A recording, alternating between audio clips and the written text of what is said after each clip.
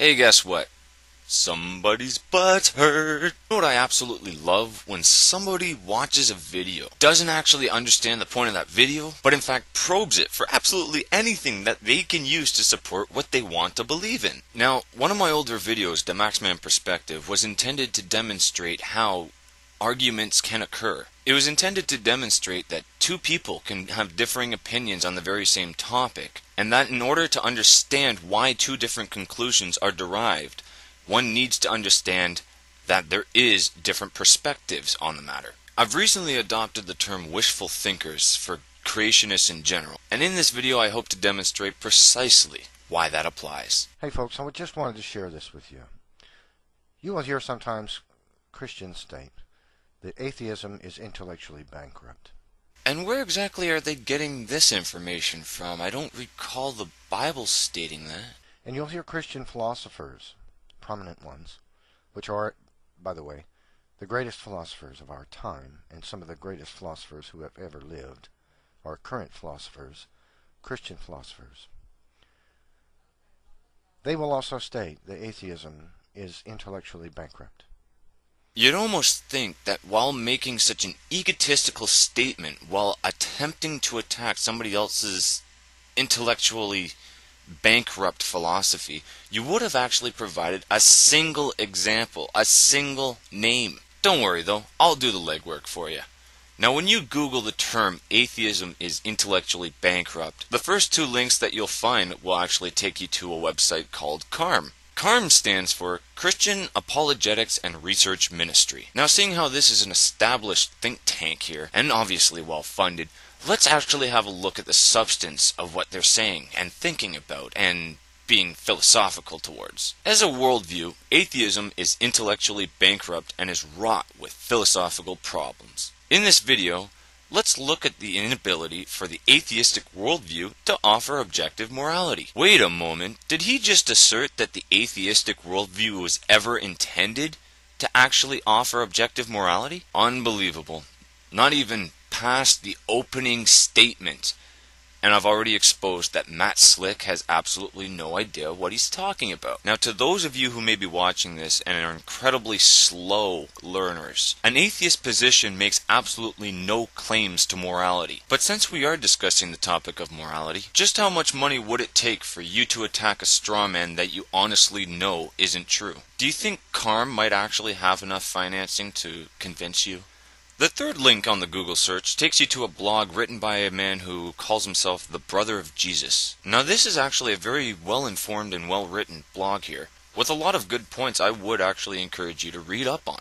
And call it cherry picking, but there's one in particular that I would actually like to read to you. Nothing robs a person of what sets them apart from the beast more than the suppression of reason. And since reason is to a very large degree reliant upon the acquisition of facts that nourishes the mind, censorship or the suppression of facts can be perceived to be the death of the mind. Think about that one next time you decide to block somebody for valid criticisms, Neff. He then goes on into this tangent to explain that atheism actually has no ancient scripture and therefore he does not perceive it as being equal. Fair enough. If ancient scripture is what you're looking for, then he's obviously made the right choice, hasn't he? The fourth and fifth links are video links. Somewhat ironic that the video I'm responding to happens to be there. The sixth link is actually a Jewish philosopher, and therefore he's not a Christian, so I guess he doesn't really count for this, does he? The seventh link is the impossibility of atheism. Do I really need to explain? Now for shits and giggles I could run through these all day long, but unfortunately you actually added more to your video.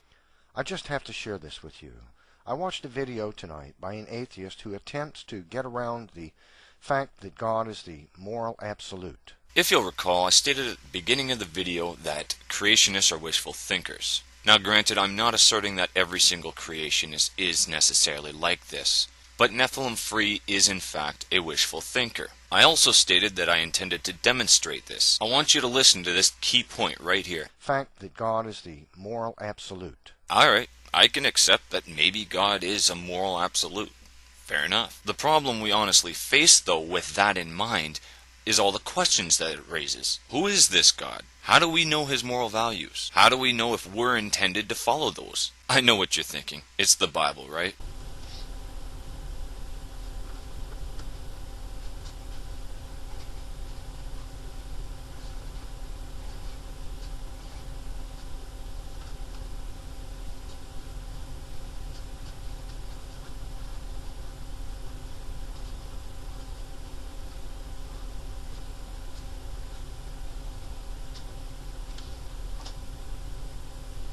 Now, if I was to claim that this piece of paper was written by God and is in fact the standard for objective morality, that would clearly demonstrate wishful thinking on my part. However, Neff, in using the Bible as the pillar for this objective morality, your wishful thinking actually needs to go even further. You need to remain entirely oblivious to the fact that the Bible actually states that you shouldn't kill other people. Either that or remain oblivious to the fact that people do kill other people. I mean, honestly, how many serial killers do I need to list off here before you actually comprehend the simple concept that it is not an objective moral? Now, why is it, for some reason, you happen to think that it actually is an objective moral? Well, that, sir, I can only describe as wishful thinking. That it is God's moral character by which good and evil are measured.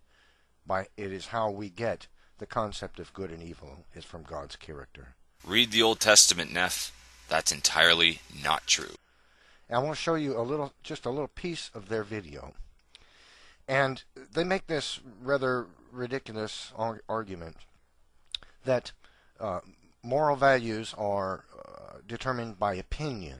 No, it actually seems that interpretations are determined by opinion. Absolutely nowhere in this video did I state this was a moral code. Absolutely nowhere in this video did I state this is a standard for atheist morality. However, that's how you perceived it. I'm sure it had absolutely nothing to do with wishful thinking.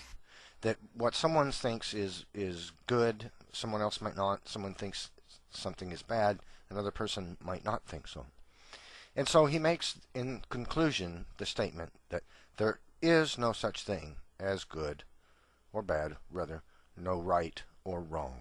Granted, in making a statement such as there is no right and wrong, I should have elaborated a lot further. When evaluating what is right and what is wrong, generally there's a consensus among the society involved in making this decision. Prior to the consensus and conclusion of the society deeming what is right and wrong, generally by implementing laws to dictate this, what are the values of those conclusions prior to the consensus of the society? If you boil it all down to its simplest form, before there is a consensus, they're just different conclusions, not necessarily right and not necessarily wrong. Unless, of course, you happen to subscribe to some concept of objective morality. You see, however, this logic, which is insulting to the word logic to begin with, is inevitably flawed because there is no objective morality. Honestly, do you want to prove me wrong? Because I know you do. I know you want there to be objective morality. So here's what you need to do. All you need to demonstrate is that every single human on the entire planet Earth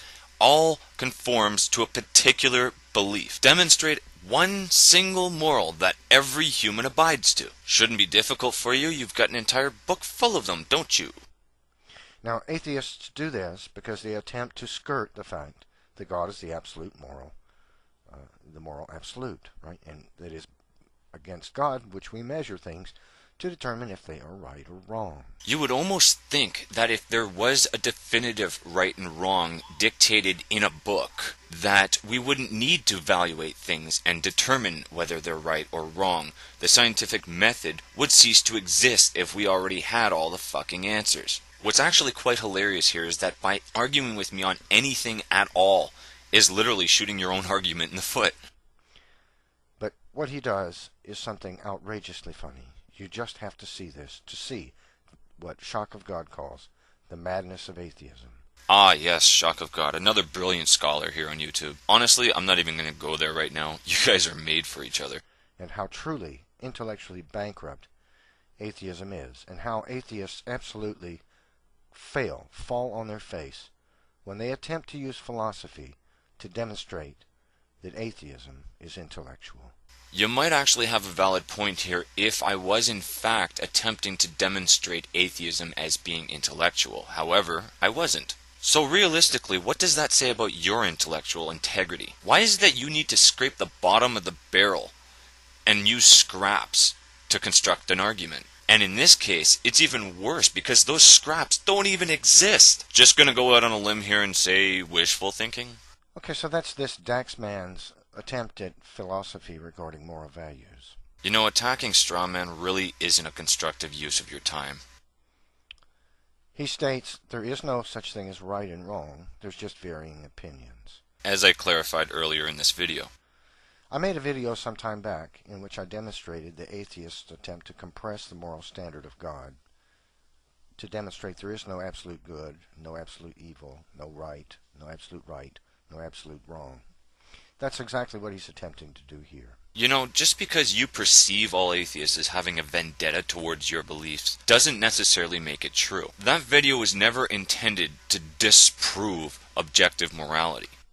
So I posted this on his video. I said, so your argument is that there is no right or wrong. That's brilliant. Remember that when someone steals something of value from you, the thief thought it was right to steal it, and you think it's not. Whose opinion is right? Atheists. Their concepts are intellectually bankrupt. And he swallowed the hook. And this is what he said in response. A few minutes later he posted, God, you're an imbecile. If a thief steals something from me, he knows damn well it's wrong, but steals it as a means to either survive or simply because of a lack of knowledge in any other social skills. Are you laughing already? Please tell me you're laughing. Oh, I laughed all right. I actually laughed hysterically when I found out that this was the basis for your video response to me. See, you're so oblivious that you didn't even realize what you actually did here. In your eagerness to find fault in my video, you presented a simple scenario that actually destroys your own argument to begin with. If the Bible indicates that stealing is wrong, and somebody takes it upon themselves to steal something, if the thief has absolutely no prior knowledge of the Bible, and still knows that stealing is wrong, that demonstrates that that Bible is not a source for objective morality. Now, if you had actually taken only 2 seconds to learn anything from the video that I made, you would have been able to incorporate a better comprehension as to why the thief considers something wrong. But after all, why learn anything when you already know everything, right? Now, seeing how you like to take baseless claims and present them as absolute truth, namely God, the Bible, morality, it really isn't insulting whatsoever when you attack my philosophical standpoint. To me, it's similar to a pawn staring at a queen and saying, you're a useless chess piece. Neph, the next time you attempt to attack a straw man argument, at least have the audacity to do it in a creative manner. You really disappointed me here. But then again, upon further reflection, if you were able to satisfy anyone, you probably wouldn't be having to order escort. Socrates once said, true knowledge is knowing that you know nothing at all. So I ask you, Neph, with that in mind, if you pretend to know absolutely everything, how much do you actually know?